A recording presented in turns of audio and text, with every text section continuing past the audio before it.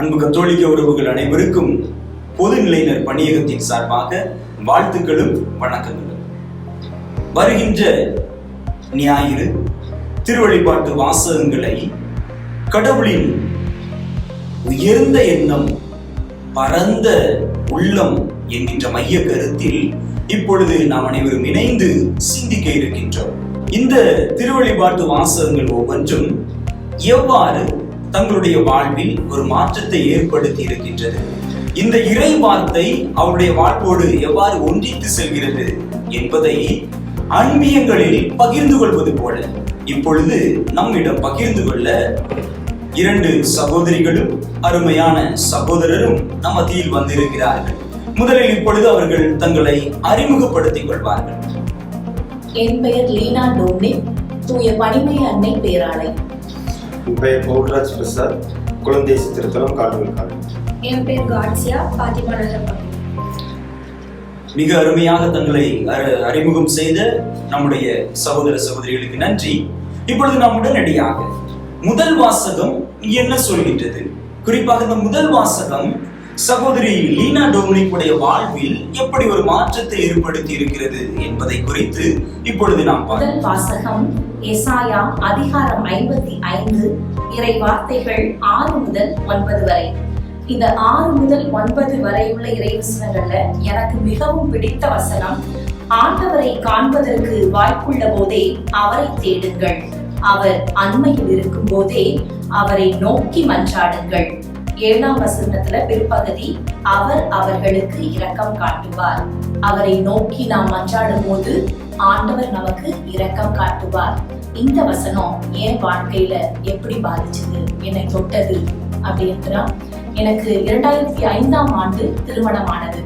திருமணம் ஆனவுடன் முதல் மாதத்தில் கருத்தரித்தேன். 3 மாதங்கள் ஆன பின்பு அக்குழந்தை அபாஷன் ஆகிவிட்டது. அதனைத் தொடர்ந்து 4 வருடங்கள் குழந்தை இல்லாமல் இருந்தேன். திருமணம் ஆனவுடன் அனைவரும் கேட்கும் கேள்வி, எதனா விசேஷம் உண்டா, குழந்தை உண்டா இருக்கீங்களா, இப்படிதான் கேட்பாங்க. ஏன்னா குழந்தை செல்வம் மிக மிக மிக சிறப்பான செல்வம். ஆகவே குழந்தை பேர் என்பது மிகவும் போற்றப்படத்தக்க ஒரு பேரு. அவ்வாறு இருக்க 4 வருடங்கள் தொடர்ந்து எங்களுக்கு குழந்தை இல்லை. ஒவ்வொருவராக கேள்வி கேட்கும் போது மனது மிகவும் வேதனையாக இருக்கும். ஆண்டவரை நோக்கி அந்த வேளையில் நான் மனம் தளராது ஆண்டவரை நோக்கி மன்றாடினேன். மருத்துவரிடம் சென்றோம். இருவருக்கும் எந்த ஒரு குறையும் இல்லை என்று கூறிவிட்டார்கள். உடனே நான் ஆசிரியர் பணி செய்து கொண்டிருக்கிறேன். எனது சிஸ்டர் சொன்னாங்க, நீங்க ஒரு மாசம் ரெஸ்ட்ல இருந்து பாருங்க, 1 மாசம் லீவ் எடுங்கன்னு. 1 மாசம் ரெஸ்ட்ல இருந்தேன். 4 வருடங்களை கழித்து 2009ஆம் ஆண்டு அந்த 1 மாசம் தான் ரெஸ்ட் இருந்தேன். டாக்டர்கிட்ட யார்ட்டையும் போகல. ஆண்டவர்கிட்ட மட்டும்தான் முட்டி போட்டு நாங்க 2 பேரும் கை கோர்த்து ஜெபம் பண்ணுவோம், நானும் என் கணவரும். ஆண்டவரே, உங்களை நோக்கி மன்றாடுறேன், எங்கள் மீது இரக்கம் காட்டுங்க, இப்படி சொல்லி நாங்க தினமும் ஜெபித்து வந்தோம். அப்போ ஜெபித்து வந்த போது 2009ஆம் ஆண்டு கருத்தரித்து எனக்கு ஒரு அழகான பெண் குழந்தையை ஆண்டவர் தந்தார். அதனைத் தொடர்ந்து 3 வருடங்கள் கழித்து, உனக்கு 1க்கு பதிலாக இரட்டிப்பான நன்மை தருவேன் என்று கூறி 2வது ஒரு அழகான ஆண் மகனையும் கொடுத்தார். அதனைத் தொடர்ந்து ஆண்டவர் என் வாழ்வில் ஒவ்வொரு நாளும் நான் மன்றாடும் போது என் தேவைகளை நிறைவேற்றிக் கொண்டே இருக்கிறார். சென்ற மாதம் ஆகஸ்ட் 11ஆம் தேதியிலிருந்து நான் காய்ச்சலில் மிகவும் துன்புற்றேன். 3 மருத்துவரிடம் சென்றுள்ளேன். முதல் மருத்துவரிடம் 2 மணி நேரத்துக்கு மேலாக காத்திருந்து அந்த காய்ச்சலில் என்னால் முடியவில்லை. ஊசி போட்டாங்க, மாத்திரை கொடுத்தாங்க. ஆனா ஒண்ணுமே கேட்கல. படுக்கையா இருக்கிறேன், ஒரு வேலையும் செய்ய முடியல. அப்படி காய்ச்சல் இறங்கவே மாட்டேங்குது. அந்த டேப்லெட் போட்டோம். 10 நாள் ஆகிவிட்டது. 10 நாள் கழித்து அடுத்த மருத்துவரிடம் சென்றோம். அவர் கையில நரம்பு எடுத்து இன்ஜெக்ஷன் போட்டு மாத்திரை கொடுத்தாங்க. இழைப்பு அதிகமாகிவிட்டது. வீசின்னு சொல்றாங்கல்ல, அந்த இழைப்பு அதிகமாகிவிட்டது. எனக்கு இதுவரை வந்ததே கிடையாது. இதுதான் ஃபர்ஸ்ட் டைம். உங்களுக்கு இழைப்பு அதிகமா இருக்குது, சிடி ஸ்கேன் எடுங்க உடனே அப்படின்னு சொன்னாங்க. சிடி ஸ்கேன் எடுத்தேன். ரிப்போர்ட்டை பார்த்துட்டு, உங்களுக்கு லங்ஸ்லாம் நல்லா தான் இருக்குது, சின்ன வயசுனால உங்களுக்கு லங்ஸ்லாம் நல்லா இருக்கு, எதுக்கும் நீங்க 10 நாள் ஆகிட்டனால இப்போ இந்த கொரோனா காலகட்டனால கொரோனா டெஸ்ட் எடுங்கன்னு டாக்டர் சொல்லிட்டாங்க. கொரோனா டெஸ்ட் எடுத்தேன். கொரோனா டெஸ்ட் எடுத்து ரிப்போர்ட் வருது. ரிப்போர்ட் வர்ற அன்றைக்கு எனக்கு பிறந்த நாள். ஆண்டவர்கிட்ட மன்றாடினேன். திரும்பவும் மன்றாடினேன், ஆண்டவரே எனக்கு திருப்பலியும் கிடைக்கல பிறந்த நாள் அதுவுமா. இந்த பிறந்த நாள் போது நீங்க கொடுக்கிற பரிசு எனக்கு கொரோனா கொடுக்க மாட்டீங்கல்ல ஆண்டவரே, எனக்கு பேரிரக்கம் காட்டுவீங்கல்ல, எனக்கு நெகட்டிவ் வந்துரும்ல, பாசிட்டிவ் சொல்றா என் பிள்ளைகளெல்லாம் விட்டு நான் தனியா இருக்கணுமே அப்படின்னு ஆண்டவர்கிட்ட மன்றாடுவேன். ஆண்டவர் என் பிறந்த நாள் அன்றைக்கு இரவு 7 மணிக்கு கொரோனா டெஸ்ட் நெகட்டிவ் என்று எனக்கு நல்ல ஒரு தீர்ப்பு தந்தாங்க. அதனை தொடர்ந்து ஒவ்வொரு சோதனைக்கும் ஆட்பட்டேன். அந்த 15 நாளுக்கு மேல காய்ச்சல் இருந்தனால எனக்கு 2 கால்களும் கீழே பதிய வைக்க முடியாத அளவுக்கு ஒரு வலி, தலையை சுத்திக்கிட்டு இருந்துச்சு. அப்போ டாக்டர்கிட்ட போனபோது அவங்க சுகர் டெஸ்ட் எடுக்க சொன்னாங்க. சுகர் டெஸ்ட் எடுத்தா பிஃபோர் ஃபுட்டு 274, ஆஃப்டர் ஃபுட்டு 435 இருக்கு. அவங்க என்ன சொன்னாங்க, இல்லை இந்த காய்ச்சல்னால தான் உங்களுக்கு வந்திருக்கு, பயப்படாதீங்க, நீங்க கவலைப்படாதீங்க அப்படின்னாங்க. ஆண்டவரே ஒவ்வொன்றா வந்துகிட்டே இருக்கு, உங்களை நோக்கி மன்றாடுறேன், என்னை கைவிடாதீங்க ஆண்டவரேன்னு சொன்னேன். 2 வாரங்கள் தொடர்ந்து காலையிலும் இரவிலும் மாத்திரை எடுத்தேன். இப்போ நேத்து டெஸ்ட் பார்த்தோம், 190 குறைந்திருக்கு. இதுலயும் ஆண்டவர் எனக்கு பேரிரக்கம் காட்டினாங்க. சென்ற வாரம் வாசகம்லாம் ரீடிங்லாம் கோயில்ல வாசிப்பேன். எனக்கு ரீடிங் வாசிட்டு இருக்கும்போது கண்ணு மங்கி போச்சு, அந்த எழுத்துக்கள்லாம் தெரியவே இல்லை. அப்பவும் ஆண்டவரே நான் உம்முடைய வார்த்தைகளை தானே வாசிக்கிறேன், எனக்கு மங்கி விட்டதுக்கு கண் டாக்டர்ல போனேன். கண் டாக்டர்ல போனபோது அவங்க சொன்னாங்க, இந்த சுகர் அதிகமா இருந்துச்சுன்னா உங்களுக்கு கண் பார்வை மங்கும், அதை நம்ம செக் பண்ணுவோம்னு செக் பண்ணி எனக்கு இப்போ புதிதா ஒரு கண்ணாடி போட்டு தந்திருக்கேன். இப்போ உங்க முன்னாடி ஆண்டவர் என்னைய மிக அருமையா இந்த பைபிளை எவ்வளவு தூரத்துல வச்சு உடைய வார்த்தைகளை என்னை வாசிக்க வச்சிருக்காரு.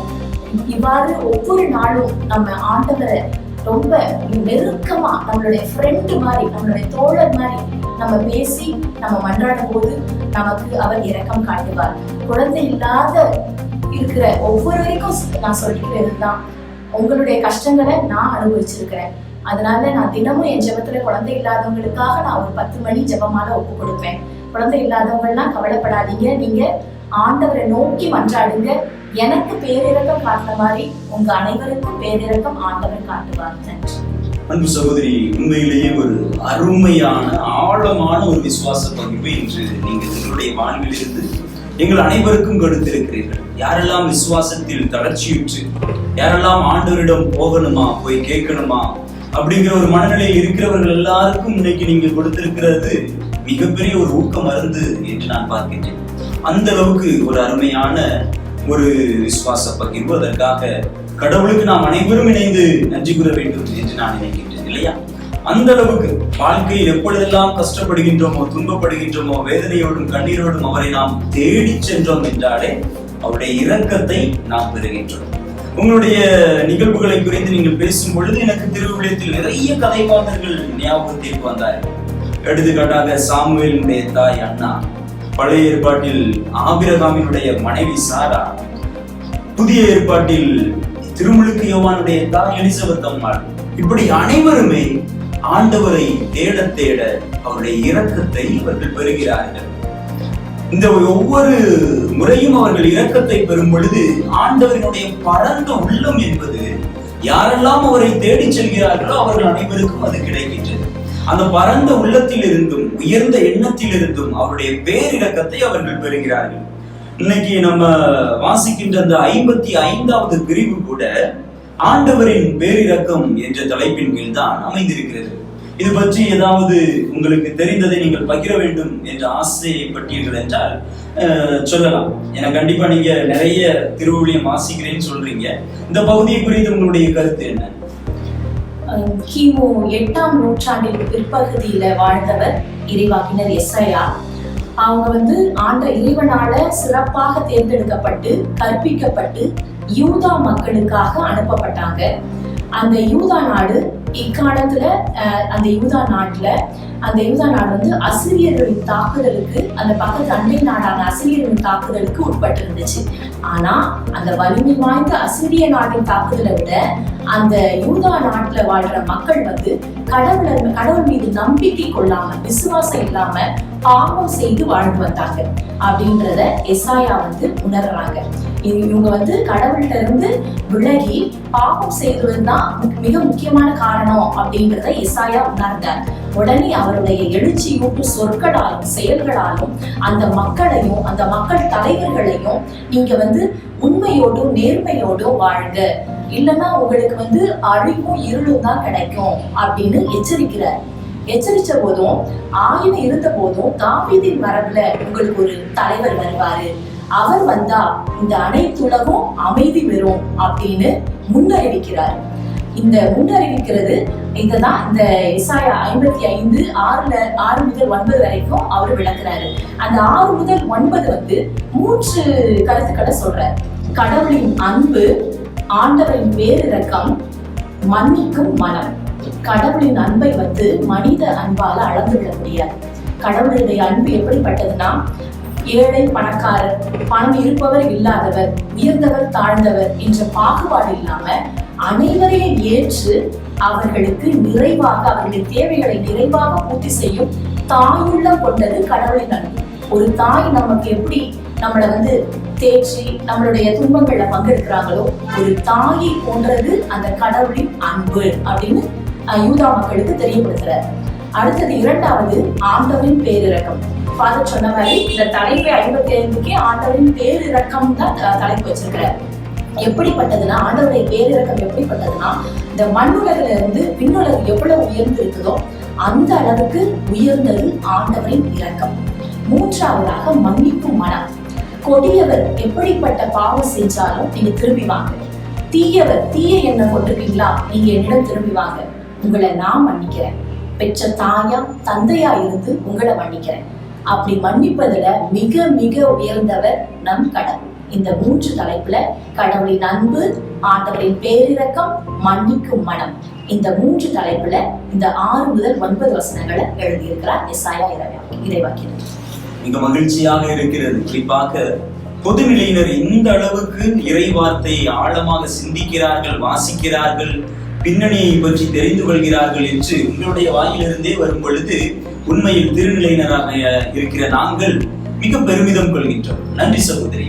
அன்பார்ந்தவர்களே, இப்பொழுது உடனடியாக 2ஆம் வாசகம் எவ்வாறு சகோதரி காட்சியா அவர்களுடைய வாழ்க்கையை தொட்டது, அவருடைய வாழ்க்கையோடு ஒன்றித்து செல்கிறது என்பதை பற்றி இப்பொழுது நாம் பார்ப்போம். 2ஆம் வாசகம் பிலிப்பியருக்கு எழுதிய திருமுகத்துல இருந்து எடுத்திருக்காங்க. இதுல என்ன தொட்ட இறைவார்த்தை என்ன அப்படின்னா, இன்னும் வாழ வேண்டும் என்பது மற்றொரு புறம், இது உங்கள் பொருட்டு மிக தேவையா இருக்கிறது அப்படின்றது என்னைய தொட்ட இறைவார்த்தை. இதுல என்ன பாக்குறேன் அப்படின்னா, என் லைஃபோட என்ன கம்பேர் பண்றேன் அப்படின்னா, நான் படிக்கிறப்பயே எங்க அம்மா என்ன சொல்லுவாங்க அப்படின்னா, நீ படிக்கிறது உனக்கு எவ்வளவு யூஸ் ஆகுமோ இல்லையோ, நீ மத்தவங்களுக்கு நிறைய ஹெல்ப் பண்ணணும், நீ படிக்கிறது மத்தவங்களுக்கு யூஸ்ஃபுல்லா இருக்கணும் அப்படின்றத எனக்கு படிக்கிறப்பையில இருந்தே எனக்கு சொல்லி வளர்த்துருக்காங்க. ஸோ இதை நான் எப்படி பாக்குறேன் அப்படின்னா, நான் லேடி சென்டர்ல தான் வேலை பார்க்குறேன். நான் நிறைய இடத்துல அப்ளை பண்ணியிருந்தேன். நான் படிச்சு முடிச்சதுக்கு அப்புறம் நிறைய ஸ்கூல்ல, அப்புறம் ஹாஸ்பிட்டல் எல்லாம் அப்ளை பண்ணியிருந்தேன். அப்ளை பண்ணி கூப்பிட்டுருந்தாங்க. ஆனா இருந்தாலுமே எனக்கு ஒரு ஆசை என்ன அப்படின்னா, நான் கடவுளோட பணியில இருக்கணும் அப்படின்ற ஒரு ஆசை இருந்துச்சு. அதனாலதான் நான் இந்த ஒரு பொதுநிலையினர் பணியகத்தை தேர்ந்தெடுத்தேன். நான் என்னதான் மற்ற ஒரு இடத்துல வேலை பார்த்திருந்தாலுமே இந்த மனநிறைவு எனக்கு கிடைச்சிருக்குமா, மற்றவங்களுக்கு ஹெல்ப் பண்றது. ஏன்னா இங்க நிறைய பேர் தேவையோட வர்றாங்க, நிறைய தம்பதியர்கள், அப்புறம் நிறைய பிள்ளைங்க, இவங்களுக்கு ஒரு தேவையோட இங்க வர்றாங்க. அவங்களுக்கு நான் ஒரு ஹெல்ப் பண்றேன் அப்படின்றது ஒரு மன நிறைவை எனக்கு ரொம்ப கொடுக்குது. அதே மாதிரி இன்னும் என்ன சொல்லணும் அப்படின்னா, மற்ற இடத்துல என்னதான் எனக்கு சேலரி இன்க்ரீஸ் பண்ணி எவ்வளவுதான் இதுல கூப்பிட்டு இருந்தாலுமே, நான் இந்த வேலை எனக்கு மனசுக்கு பிடிச்சி நான் வேலை பார்க்கிறேன். இங்க ஒரு தேவையில இருக்கிறவங்களுக்கு வேலை பார்க்கறது எனக்கு இன்னும் ஒரு சந்தோஷத்தை கொடுக்குது. கடைசியா ரொம்ப அருமையா சொன்னீங்க. குறிப்பா நம்முடைய அந்த மைய கருத்து பரந்த உள்ளம், உயர்ந்த எண்ணம். இந்த பரந்த உள்ளம், உயர்ந்த எண்ணம் என்பது ஒரு மனிதனை புனிதனுடைய பாதையை நோக்கி வழி நடத்தி செல்கின்றது. இன்னைக்கு இந்த 21ஆம் நூற்றாண்டை நம்ம எடுத்துக்கிட்டோம் அப்படின்னா, யாருமே பெரிய அளவுல மற்றவர்களுக்காக, இந்த பவுலடியார் என்று கூறியது போல மற்றவர்களுக்காக வாழ வேண்டும் என்பது பெரிய ஒரு பொருட்டா நினைக்கவே இல்லை. உண்மையிலேயே ஒரு சில இளையவர்கள், உங்களை போல ஆட்கள், இந்த பரந்த உள்ளத்தோடு, ஒரு உயர்ந்த எண்ணத்தோடு, எனக்கு மற்றதெல்லாம் பெருசு இல்லை, இதுல கிடைக்கிற அந்த மன நிறைவு என்னை உண்மையிலேயே கடவுளோடு ஒன்றிணைய வைக்கின்றது என்று சொல்லும் பொழுது உண்மையில் மிக மகிழ்ச்சியாக இருக்கிறது. கடவுள் உங்களுடைய பணியை தொடர்ந்து ஆசீர்வதிக்கட்டும். குறிப்பாக இன்றைய 2ஆம் வாசகத்தினுடைய கடைசி வசனம், ஒன்றை மட்டும் மறந்து விடாதீர்கள், கிறிஸ்துவின் நற்செய்திக்கு ஏற்றவாறு நடந்து கொள்ளுங்கள் அப்படின்னு சொல்லி பவுலடியார் மிக சிறப்பாக முடிவு செய்கின்றார். அன்பார்ந்தவர்களே, இப்பொழுது நற்செய்தி என்ன சொல்லுது? நற்செய்தியின்படி வாழுங்கள் என்று பவுலடியார் சொல்றார் இல்லையா? இன்றைய திருவழிபாட்டு வாசகம், குறிப்பாக இந்த ஞாயிற்றுக்கிழமை திருவழிபாட்டு வாசகத்தினுடைய நற்செய்தி என்ன சொல்கிறது என்பதை குறித்து இப்பொழுது சகோதரர் பிரசாத் அவர்கள் நம்மோடு பகிர இருக்கிறார்கள். வாருங்கள், அவருடைய பகிர்வை கேட்போம். இன்றைய நற்செய்தி வசனம் மத்தேயு 20ஆம் அதிகாரம் இறைவசனம் 1 முதல் 16 முடிய. இந்த நற்செய்தி பகுதியிலிருந்து என்னுடைய வாழ்க்கையை தொட்ட வசனம், என்னுடைய வாழ்க்கைக்கு நான் பொருத்தி பார்க்கக்கூடிய வசனம் 14வது வசனம் 2வது பகுதி. உமக்கு கொடுத்தபடியே கடைசியில் வந்த இவருக்கும் கொடுப்பது என் விருப்பம். இந்த வார்த்தை என்னுடைய வாழ்க்கையில் எப்படி என்னோட வாழ்க்கையில் நான் எப்படி பொருத்தி பார்க்குறேன் அப்படின்னா, 2018வது வருடம் வந்து நான் வேலை இல்லாமல் இருந்தேன். ஒரு 3 மாதம் ரொம்ப கஷ்டப்பட்டேன். நிறைய இடங்களுக்கு தேடியும் வேலை கிடைக்கல, நிறைய இடங்களுக்கு அப்ளை பண்ணிருந்தேன். ஒரு நாள் எங்களுடைய ஆலயத்துல தான் அதுக்காக ஜெபம் பண்ணிட்டு இருந்தேன். ஆண்டவரே, எனக்கு இப்படி ஒரு வேலை கிடைக்கவே இல்லையே, நான் என்ன பண்ண போறேன் அப்படின்னு சொல்லி அதிகமாக ஜெபம் பண்ணிட்டு இருந்தேன்.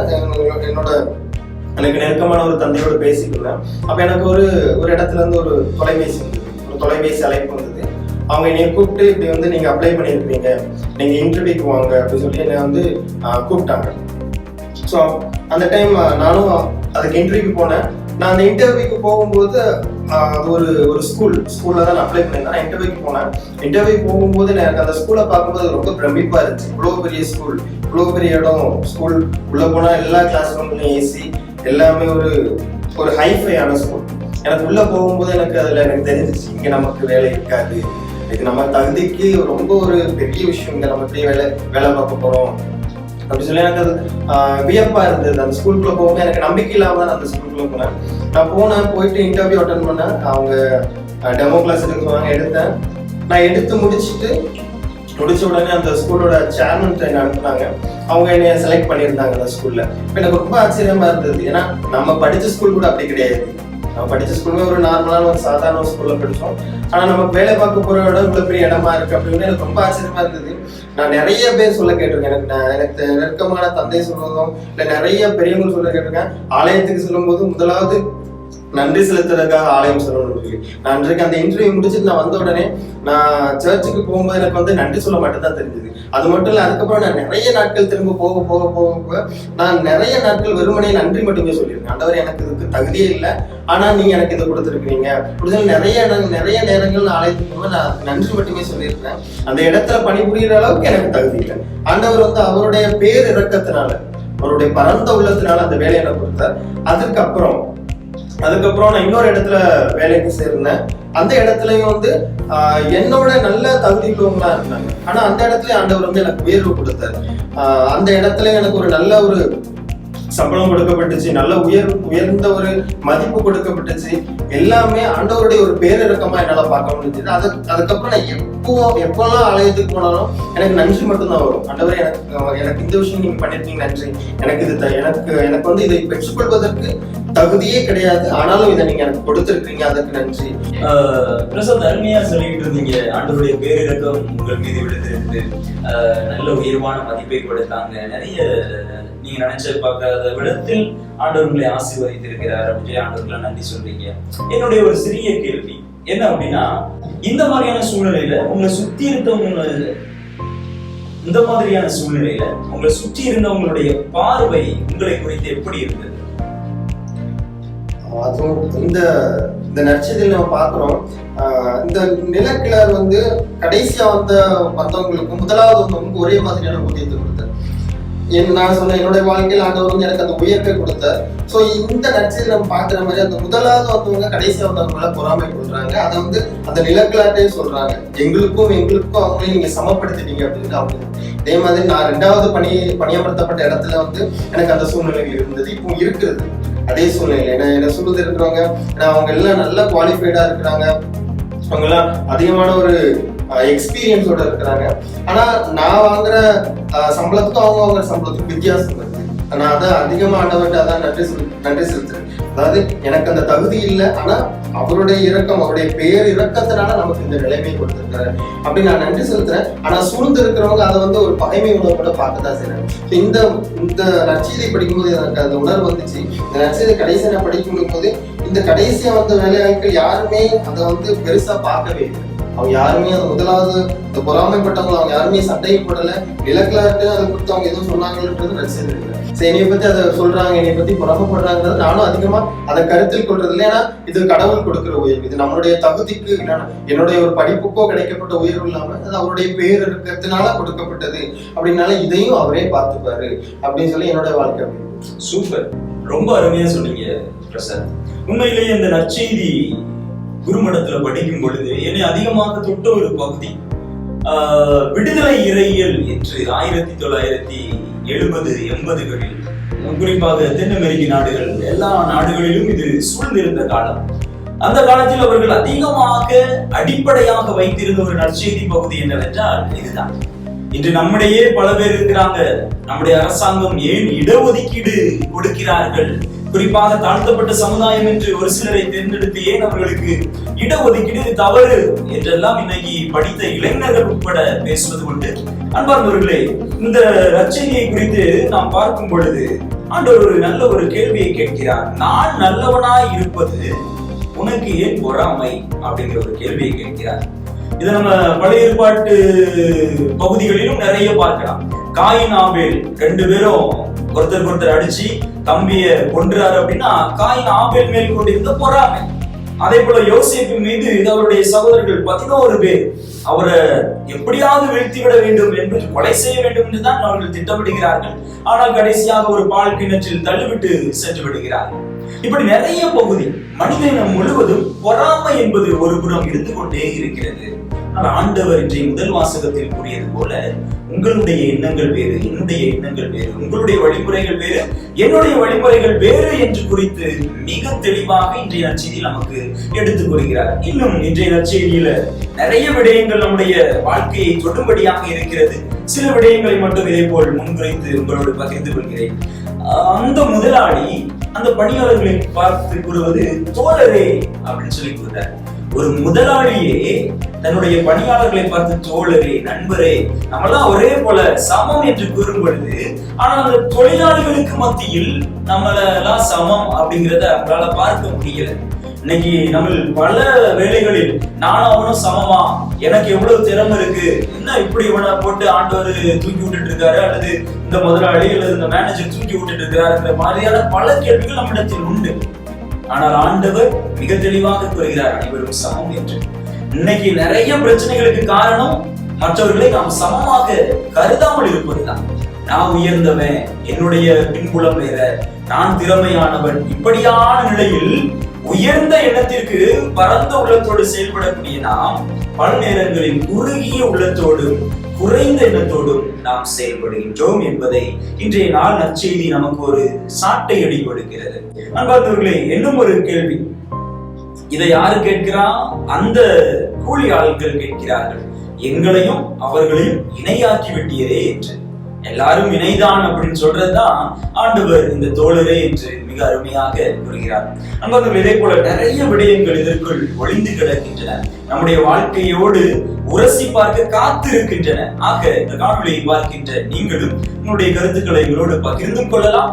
அதே வேளையில் நாம் மற்றவர்களை சமமாக கருதுகிறோமா, அல்லது ஒரு பரந்த உள்ளத்தோடு ஒரு உயர்ந்த எண்ணத்தோடு தந்தை கடவுள் நம்மை எப்படி அவர் நடத்துகிறார் அதே போல் என்னுடைய சகோதரனை நான் நடத்துகிறேனா, பார்க்கின்றேனா, பழகுகின்றேனா என்பதை குறித்து நாம் அனைவரும் சிந்திக்க இந்த நாள் திருவழிபாட்டு வாசகங்கள் நம்மை அழைக்கின்றன. ஆக ஒருவருக்கொருவர் விட்டுக் கொடுப்போம், ஒருவருக்கொருவர் கரம் கோர்த்து முன்னேறி நாம் செல்ல ஆண்டவருடைய துணை நம்மோடு இருக்கட்டும். அவருடைய பரந்த உள்ளம், உயர்ந்த எண்ணம் நம்மை தொடர்ந்து வழி நடத்தட்டும். உங்கள் அனைவருக்கும் நன்றி.